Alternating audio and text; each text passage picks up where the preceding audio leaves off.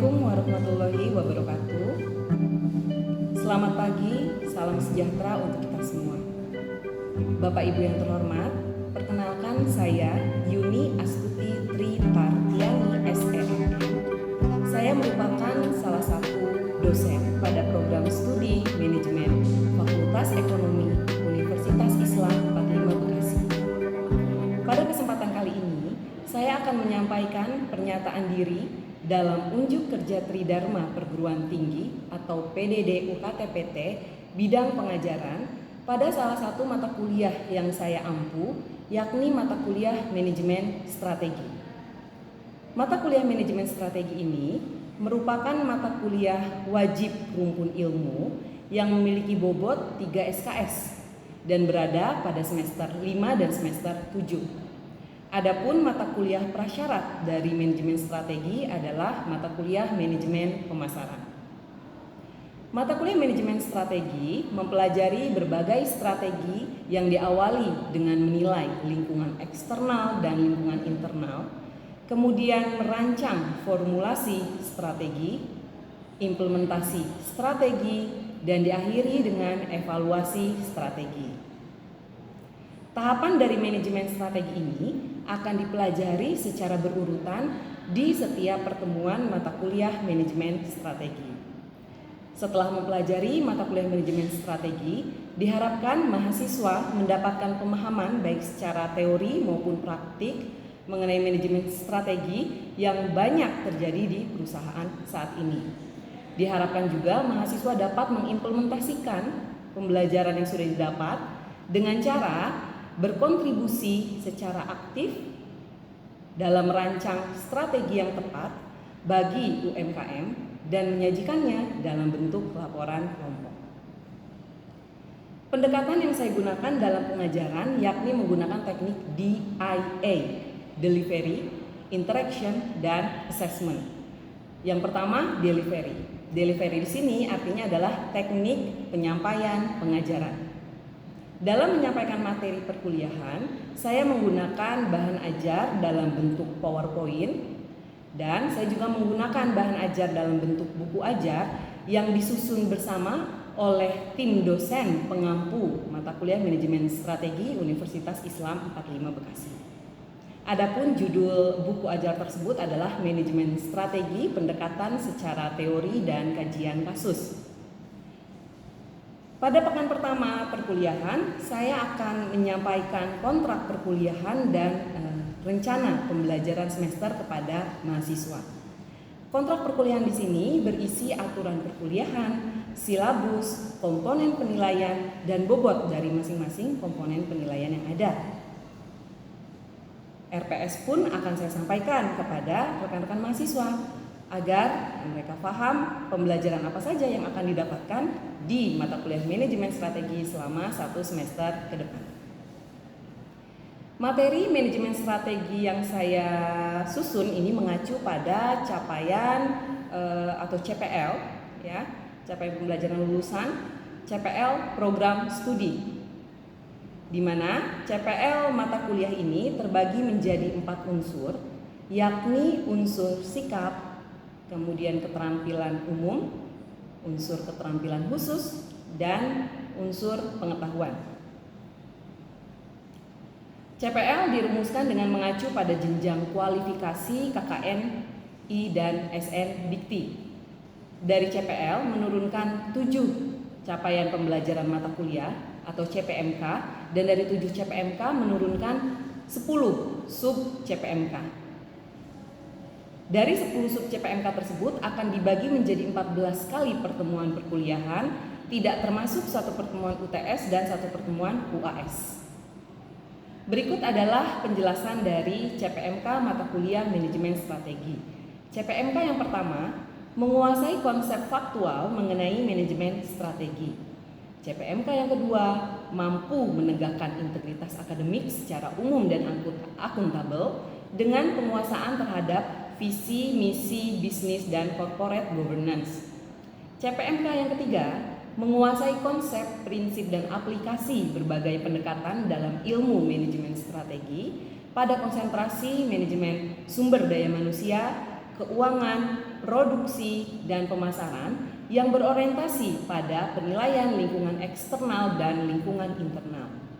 CPMK yang keempat adalah mampu merumuskan formulasi strategi berdasarkan fungsi manajemen, yakni perencanaan, pengorganisasian, penyusunan anggaran, pengarahan, dan pengendalian, serta evaluasi. CPMK kelima adalah menguasai konsep teoritis secara mendalam tentang kebutuhan informasi untuk pengambilan keputusan dan pemilihan strategi yang tepat.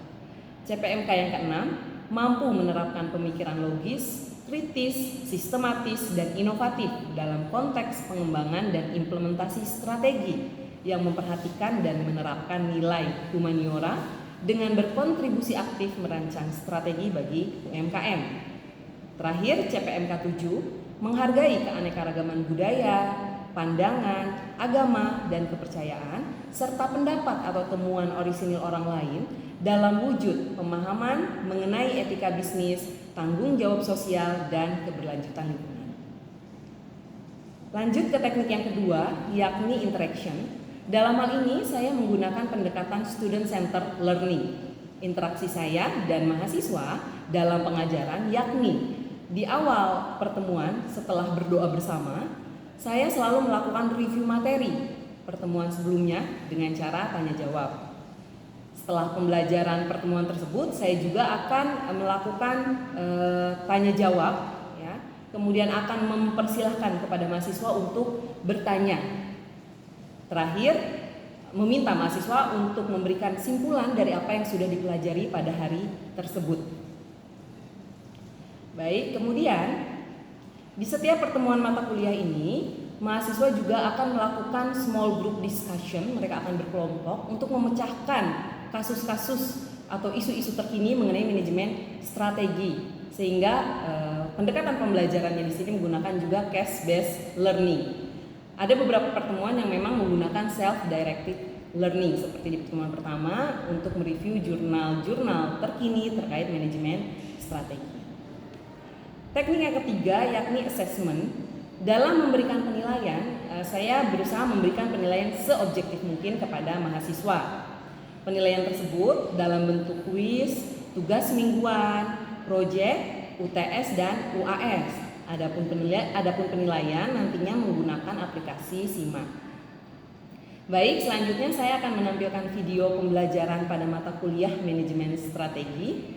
Terima kasih, saya sampaikan. Wassalamualaikum warahmatullahi wabarakatuh. Assalamualaikum warahmatullahi wabarakatuh. Waalaikumsalam warahmatullahi wabarakatuh. Puji syukur kehadirat Allah Subhanahu wa taala. Shalawat dan salam semoga tercurah kepada Nabi besar Muhammad sallallahu alaihi wasallam. Rekan-rekan mahasiswa, apa kabar? Baik, Bu. Selamat bergabung di mata kuliah manajemen strategi. Agenda kita pada pertemuan pertama kuliah manajemen strategi ada beberapa hal yang akan saya sampaikan. Yang pertama adalah kontrak perkuliahan, ya, kemudian RPS, baru nanti kita akan masuk ke materi pertama dari manajemen strategi. Untuk kontrak perkuliahan dan RPS sudah saya kirim di WhatsApp group, sudah diterima? Sudah, Bu. Sudah, ya, baik. Nanti teman-teman harapannya hari ini kita bisa sama-sama menyepakati kontrak perkuliahan yang ada, di mana di dalam kontrak perkuliahan tersebut terdapat identitas dan deskripsi dari mata kuliah yang akan kita pelajari hari ini. Ada tata tertib, ya, aturan perkuliahannya seperti apa, aturan keterlambatan seperti apa, termasuk di dalamnya ada bobot dari komponen penilaian untuk manajemen strategi, ya. Kemudian RPS di situ berisi pembelajaran apa saja yang akan kita dapatkan selama 1 semester ke depan di mata kuliah manajemen strategi ini. Dan nanti kita akan masuk ke materi pertemuan 1. Namun sebelumnya, teman-teman, sebelum saya menyampaikan pemaparan demi pemaparan, mari bersama-sama kita berdoa terlebih dahulu. Semoga apa yang kita pelajari pada hari ini membawa manfaat dan berkah bagi kita semua. Berdoa berdasarkan agama dan kepercayaan masing-masing dimulai.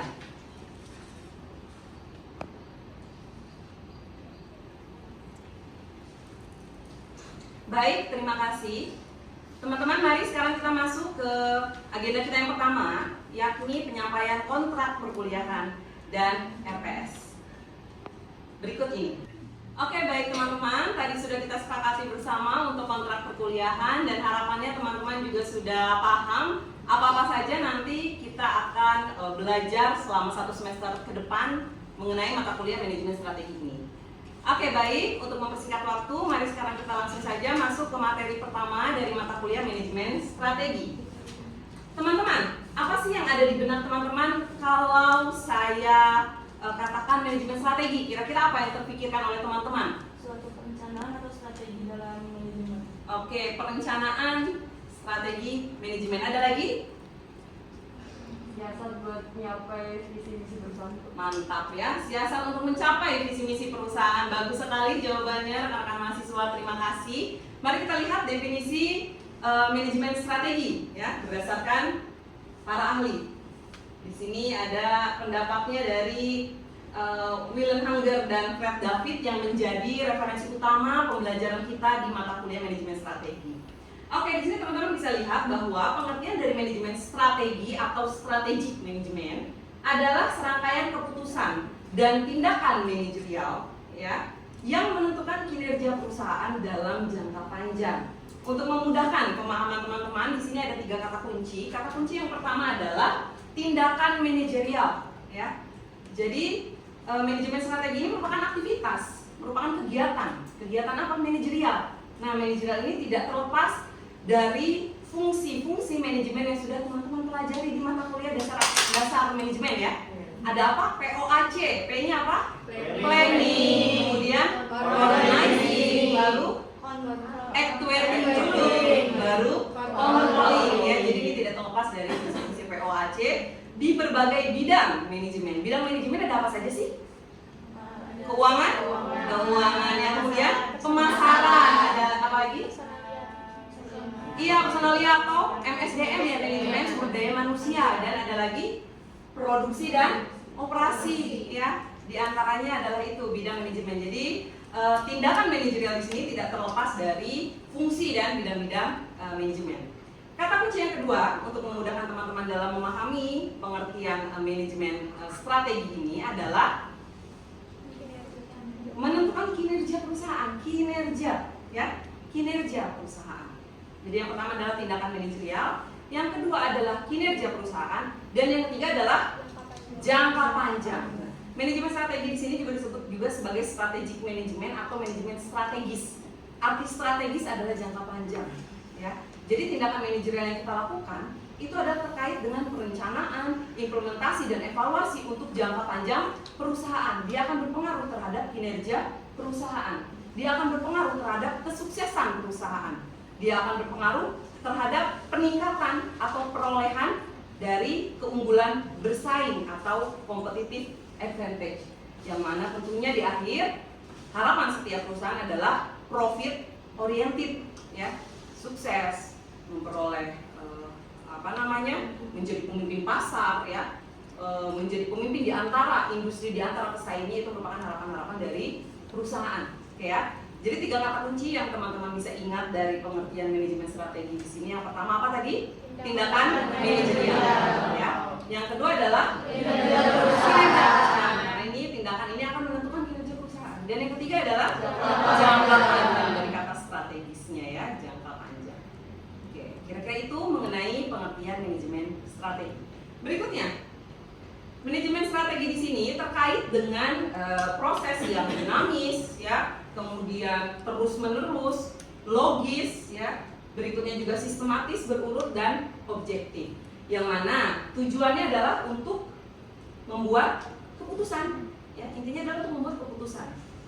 Kemudian dari keputusan tersebut bisa menentukan arah perusahaan ke depannya ya. Sehingga gagasan dari manajemen strategi di sini adalah untuk memperoleh dan meningkatkan keunggulan bersaing atau competitive advantage. Oke, ini teman-teman ya, kira-kira bahasan-bahasan mengenai manajemen strategi. Jadi fokusnya adalah pada pengintegrasian manajemen atau pemaduan semua kepentingan-kepentingan yang ada di manajemen ya. Untuk apa? Untuk memperoleh kesuksesan perusahaan atau kesuksesan organisasi. Manfaat manajemen strategis di sini ada banyak, teman-teman. Yang pertama tentunya visi misi tadi disampaikan oleh rekan mahasiswa yang menjadi lebih jelas dengan adanya proses manajemen strategi. Kemudian kita juga bisa lebih fokus pada strategi-strategi yang penting dalam jangka panjang, ya. Terus juga mampu meningkatkan pemahaman kita terhadap lingkungan yang berubah secara cepat. Ya, teman-teman, lingkungan itu ada apa saja sih yang teman-teman tahu? Ada lingkungan apa saja kira-kira? Internal dan eksternal. Biasanya lingkungan internal itu bisa dikendalikan tidak oleh perusahaan? Bisa. Biasanya lingkungan internal itu bisa. Yang sulit dikendalikan adalah lingkungan eksternal. Lalu bagaimana? Artinya kita harus beradaptasi terhadap perubahan lingkungan eksternal yang sangat cepat, yang sangat dinamis, gitu ya.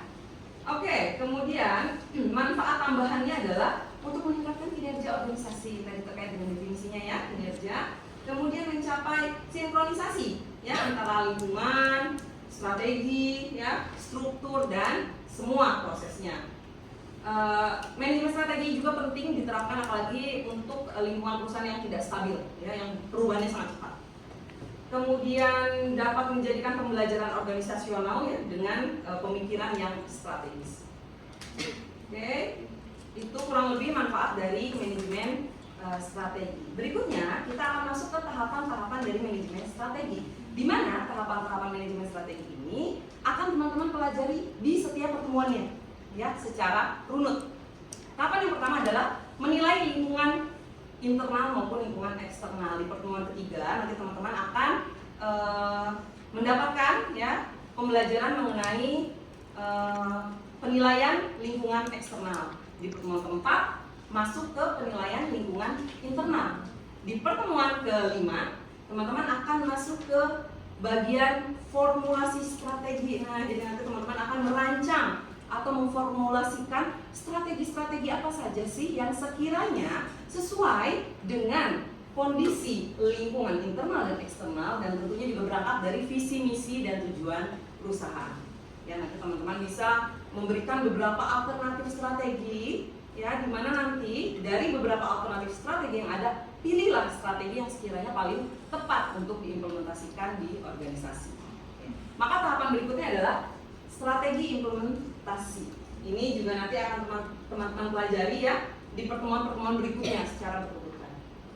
Nah, setelah diimplementasikan maka harus dilakukan proses evaluasi dan kontrol untuk menentukan apakah efektif atau tidak strategi tersebut setelah diimplementasikan, gitu ya. Jadi tahapan-tahapan pada manajemen strategi ini akan teman-teman pelajari di setiap pertemuannya. Oke.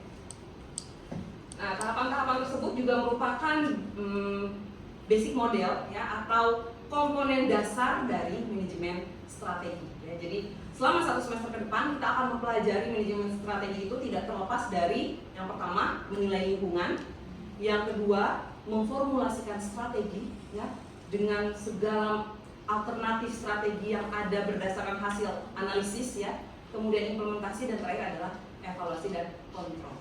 Jadi intinya kita tidak akan terlepas dari tahapan-tahapan manajemen strategi tersebut. Oke, lebih detailnya teman-teman nanti akan pelajari di setiap pertemuan. Yang pertama untuk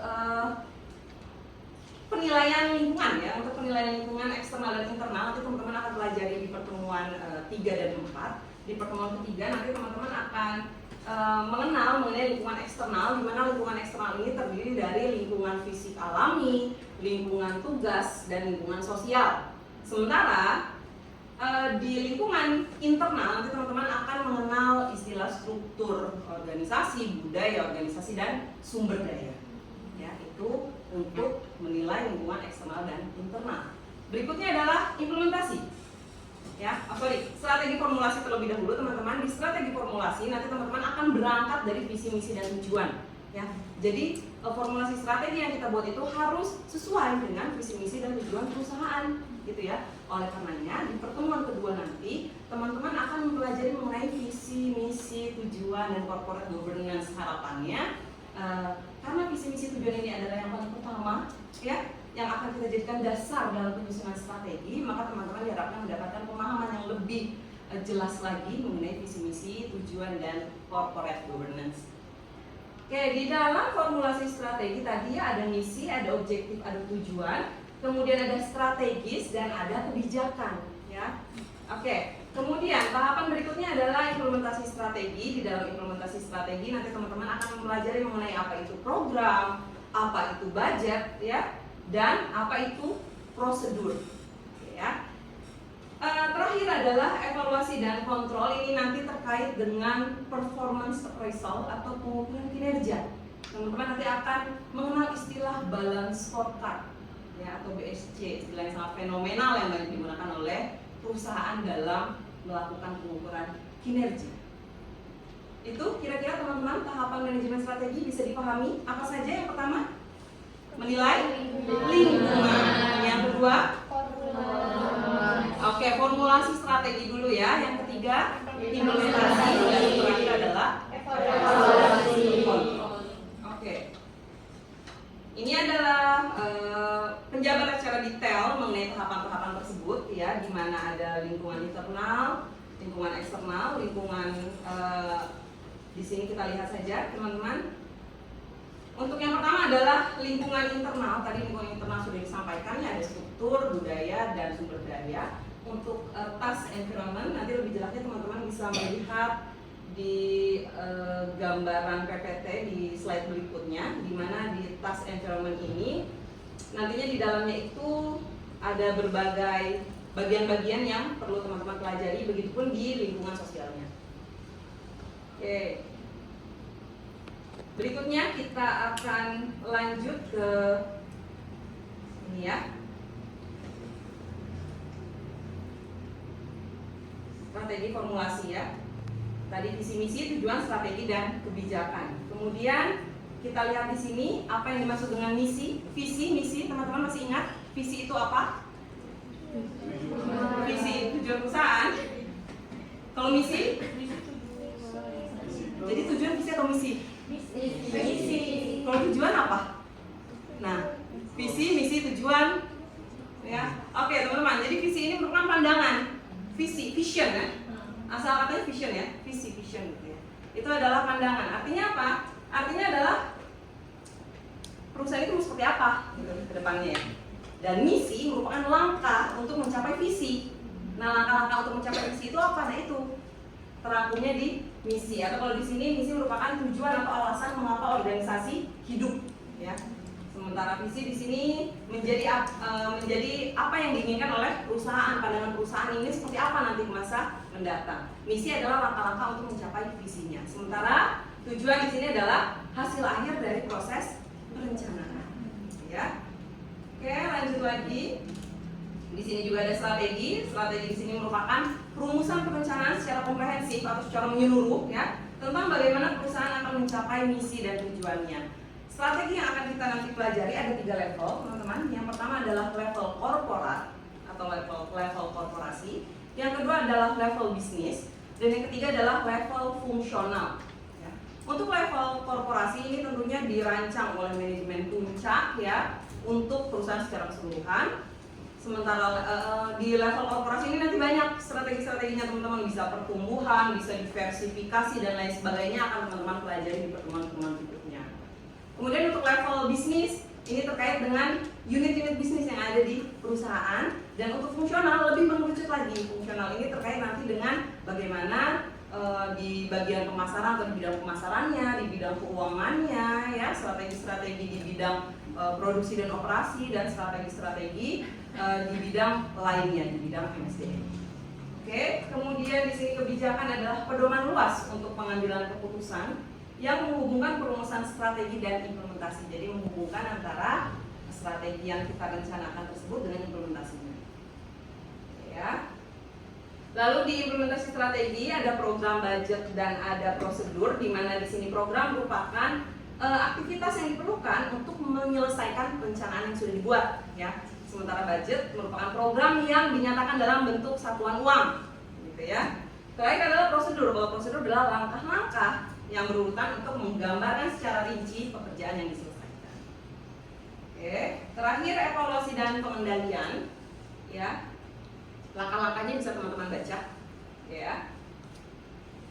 Kemudian untuk pengukuran kinerja, nanti teman-teman akan membahas atau akan mendapatkan pembelajaran mengenai balance scorecard, di mana balance scorecard ini merupakan salah satu pengukuran kinerja yang komprehensif ya, di mana dia berangkatnya sama dari visi misi tujuan perusahaan yang nanti dipetakan ke dalam 4 perspektif ya. 4 perspektif ini sama halnya seperti bidang manajemen ya, ada perspektif pelanggan ini terkait dengan pemasaran ya, kemudian perspektif keuangan, perspektif proses bisnis internal, dan perspektif pertumbuhan dan pembelajaran. Oke, kemudian dari model balance scorecard nantinya akan ada sasaran strategis, akan ada KPI atau Key Performance Indicator. Ini merupakan indikator atau acuannya untuk menilai strategi tersebut ya, atau untuk menilai kinerja tersebut. Dan terakhir adalah secara visualnya nanti akan digambarkan dalam bentuk strategi map dan hubungan atau keterkaitan antara satu perspektif dengan perspektif lainnya, atau antara satu sasaran strategi dengan sasaran strategi lainnya. Itu kira-kira teman-teman untuk bahasan kita di pertemuan 1 manajemen strategi. Ada pertanyaan? Bisa dipahami teman-teman? Bisa. Oke, kalau bisa dipahami silakan saya minta teman-teman untuk menyimpulkan apa saja yang sudah kita pelajari pada hari ini. Pengertian dari manajemen strategi. Apa tadi 3 kata kuncinya? Tindakan kinerja, kinerja, dan jangka panjang. Pengertian terus apa lagi? Manfaatnya ya.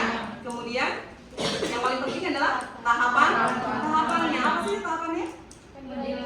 Menilai lingkungan, formulasi strategi, oke, evaluasi dan kontrol. Baik teman-teman, terima kasih atas kehadiran dan partisipasinya. Berikutnya nanti teman-teman silakan untuk lanjut ke penugasan pada pertemuan pertama hari ini, yakni mereview jurnal terkait dengan manajemen strategi. Oke, baik, terima kasih saya ucapkan. Mohon maaf atas kesalahannya. Wassalamualaikum warahmatullahi wabarakatuh.